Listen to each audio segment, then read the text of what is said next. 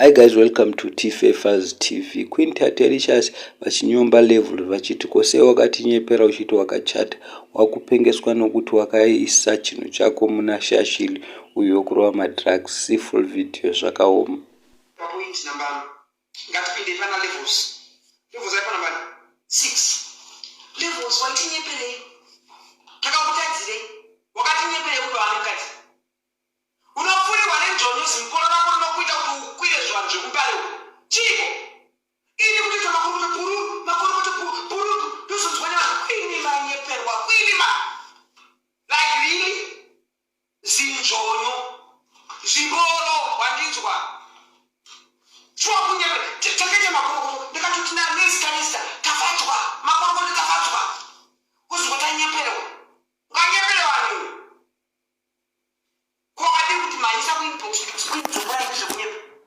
Imagine who does that? All of a sudden, wataka kunyepa. Kukira wakakwira uyu anta madrugs shashiri.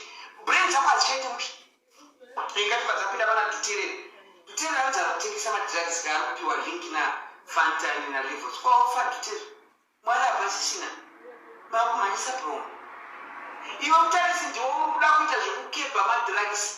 Taikunzwa uchirwisasa palive wakaita mutarisi uchinetsana china kutsvagaona ndika nditenda akutengesa madrugs ndiwo unoda cloud chimbozvifambira upiwe malikes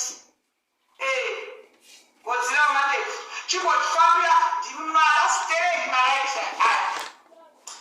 makavandi kufamba kana madrugs godzira wemandate oyo ushu nditenda akutozvemadrugs fambira ndimumetai tozoshaya kuti Peni zake zile zisokotati wanengu. Baba waya.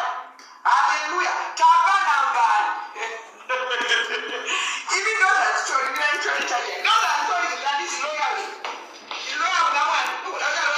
I'm sure guys mazvinzwirawo mega. Queen Tatelicious vari kuchemera kuti seyi asina kutudza kuti aitamba because akaisa mapictures achiratidza vanhu kuti achata iye asina kuchata.